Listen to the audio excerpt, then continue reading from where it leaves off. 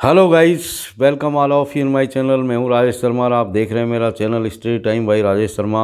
आज के इस वीडियो में हम सॉल्व करेंगे कक्षा 10 की अंग्रेज़ी की वर्कबुक। और ये वर्कबुक आपके लिए डाली गई है हमारी राजस्थान सरकार के द्वारा, जिससे कि आप तैयारी कर सकें आगामी परीक्षा के लिए। तो यहाँ मैं लेकर के आया हूँ आपके लिए इस सीरीज़ का पहला वीडियो, इसलिए बने रहें मेरे साथ और देखें वीडियो को शुरू से अंत तक। तो डियर स्टूडेंट्स, आइए शुरू करते हैं इसका हम पहली वर्कशीट।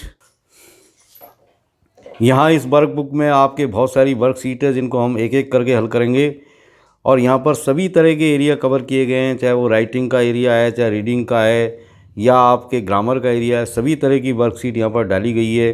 तो आइए हम यहाँ पर शुरू करते हैं पहली वर्कशीट। तो वर्कशीट नंबर 1, और ये आपका यहाँ पर फर्स्ट फ्लाइट का पहला पार्ट है, lesson 1 a letter to God. और यहाँ आपके कंपोजिशन के लिए एक पैसेज आपको दिया गया है जिसको पढ़ करके आपको नीचे दिए गए क्वेश्चंस के आंसर देने हैं। Read the following paragraph and answer the questions given below. It was during the meal time. It was during the meal, ये मील का समय था यानी भोजन का समय था। That just as Lencho had predicted, और ठीक जिस तरह लेंको ने प्रेडिक्ट किया था यानी भविष्यवाणी करी थी। प्रेडिक्ट का मतलब होता है भविष्यवाणी करना। Big drops of rain began to fall, तो क्या हुआ कि अचानक से बड़ी बड़ी बूंदों के साथ बरसात शुरू हो गई। इन द नॉर्थ ईस्ट, और उत्तरी पूर्वी दिशा से। ह्यूज माउंटेन्स ऑफ क्लाउड्स, बादलों के बड़े बड़े पहाड़। कुड बी सीन अप्रोचिंग, आते हुए दिखाई दे सकते थे, यानी उत्तरी पूर्वी दिशा से बड़े बड़े बादल जो है वो आते हुए दिखाई दिए। The air was fresh and sweet, हवा जो चल रही थी वो बहुत ही फ्रेश थी और स्वीट थी, बहुत ही ताज़ा और मीठी थी। The man went out for no other reason than to have the pleasure of feeling the rain on his body. वह व्यक्ति जो बाहर गया था वो उसका बाहर जाने का और कोई कारण नहीं था, वो सिर्फ इसलिए बाहर गया था जिससे कि वो अपने शरीर के ऊपर बूंदों को, बरसात की बूंदों को फील कर सके और उस फील का आनंद ले सके बरसात की बूंदों का। And when he returned he exclaimed, और जब वो व्यक्ति वापस आया, रिटर्न हुआ, तो ही एक्सक्लेम्ड, तो उसने आकर के ये घोषणा की, there aren't rain drops falling from the sky. उसने कहा कि आसमान से बरसात की बूंदें बरस नहीं रही है। क्या कहा उस व्यक्ति ने आकर के कि आसमान से बरसात की बूंदें नहीं बरस रही है। दे आर न्यू कॉइन्स, वे तो नए सिक्के हैं।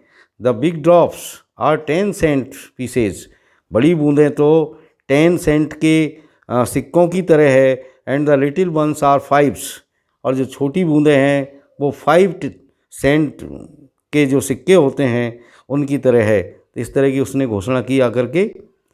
तो आइए अब इसकी एक्सरसाइज हम देखते हैं। जो क्वेश्चंस यहाँ पर आपके लिए डाले गए हैं, read the questions and choose the correct alternative. आपको प्रश्न पढ़ना है और नीचे दी गए जो ऑप्शंस है उसमें से आपको करेक्ट अल्टरनेटिव यहाँ पर चूज़ करना है। तो पहला क्वेश्चन हम पढ़ते हैं। The word similar in meaning for the word started, यानी नीचे दिए जो ऑप्शन है उनमें आपको स्टार्टेड शब्द का समानार्थी शब्द यहाँ पर लिखना है। यानी स्टार्टेड का मतलब होता है शुरू करना। तो यहाँ हम देखेंगे कि इनकी मीनिंग्स, ऐसा कौन सा वर्ड है जिसकी मीनिंग शुरू करना या शुरू किया से आ रही हो। तो फॉल का मतलब तो गिरना होता है, वेंट का मतलब गया, और बिगेन का मतलब शुरू किया। तो यहाँ पर आपका ऑप्शन सी एकदम करेक्ट आंसर है, बिगेन। सेकंड क्वेश्चन देखिए। The one word for the group of words to say that something will happen in the future is. आपको इसका एक ग्रुप ऑफ वर्ड्स का वन वर्ड यहाँ पर लिखना है, और ग्रुप ऑफ वर्ड्स हमसे ये कह रहा है to say that something will happen in the future, ये कहना कि भविष्य में क्या होने वाला है, क्या घटित होने वाला है। इसको एक शब्द के द्वारा हम कौन से शब्द से व्यक्त करेंगे, ये आपको देखना है। तो ये ऑप्शन देखिए, ए अप्रोचिंग, ये ठीक नहीं है। बी प्रेडिक्ट, ये बिल्कुल सही है। प्रेडिक्ट का मतलब होता है भविष्यवाणी करना, और यही एकदम आपका करेक्ट आंसर है, प्रेडिक्ट। अब देखिए third one, here huge mountains of cloud means, यानी जो ह्यूज माउंटेन्स ऑफ क्लाउड्स जो शब्द यहाँ पर आया, जो ग्रुप ऑफ वर्ड्स आया है, इसका क्या अर्थ है और वो किसके लिए यहाँ पर ह्यूज में लिया गया है। तो ये बिल्कुल करेक्ट आंसर आपका ये रहा, very large and dark clouds के लिए, आसमान में जो बहुत बड़े बड़े और जो काले बादल आए थे उन्हीं के लिए ह्यूज माउंटेन्स ऑफ क्लाउड्स का जो ग्रुप ऑफ वर्ड्स है वो इस्तेमाल किया गया था। अब हम देखेंगे next question. Read this lesson carefully, इस लेसन को केयरफुली पढ़िए, सावधानी से पढ़िए and answer the following questions in 10 to 20 words, और आपको 10 से 20 शब्दों में आपका आंसर लिखना है। तो ये क्वेश्चन नंबर 4 देखिए आप। To whom did Lencho write the letter, यानी आपसे पूछा गया है कि लेंको ने पत्र किसको लिखा। तो आपको मालूम है कि जैसे पाठ का ही नाम है लेटर टू गॉड, तो यहाँ पर हम समझ पाते हैं अच्छी तरीके से कि लेंको ने लेटर भगवान को लिखा था। तो इसको हम इस तरह यहाँ पर लिख सकते हैं, Lencho wrote the letter to God. Lanco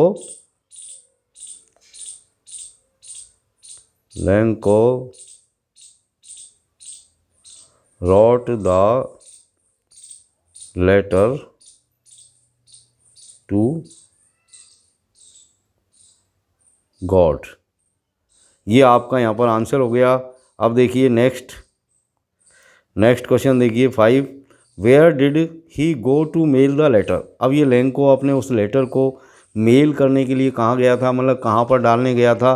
तो आपको मालूम है वो शहर में एक पोस्ट ऑफिस में गया था इस लेटर को डालने के लिए। तो इसका आंसर आप इस तरह दे सकते हैं कि went to mail the letter to the city post house. He went to mail the letter to the city post house, यानी शहर के पोस्ट हाउस में वो लेटर को मेल करने के लिए गया था। अब देखिए आप इसका next question.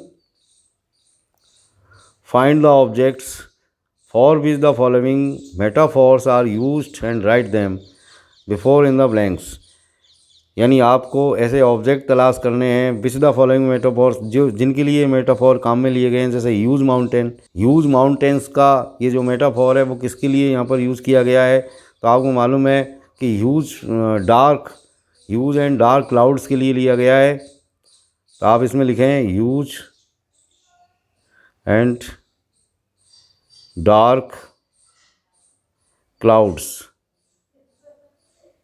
Huge and dark clouds के लिए ह्यूज माउंटेन्स मेटाफॉर का यहाँ पर यूज़ किया गया है। अब देखिए न्यू कॉइन्स, आपको बताना है कि न्यू कॉइन्स जो मेटाफॉर है वो किसके लिए यहाँ पर यूज़, किस ऑब्जेक्ट के लिए काम में लिया गया है। तो आपको मालूम है कि जो बरसात हो रही थी वो बूंदें नहीं थी बल्कि ओले गिर रहे थे। तो हेल स्टोन के लिए न्यू कॉइन्स का यहाँ पर इस्तेमाल किया गया है, हेल स्टोन्स। तो ये आपका यहाँ पर राइट आंसर हो गया, hail stones.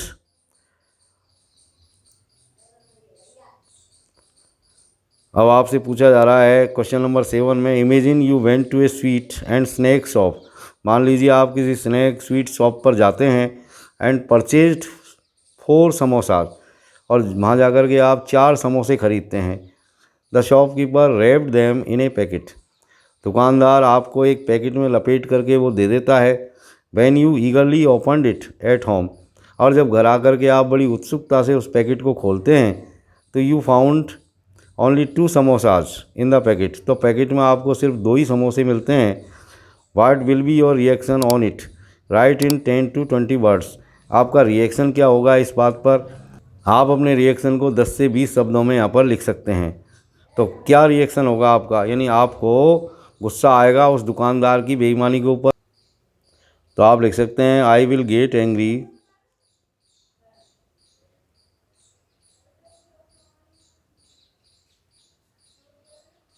On the deceiving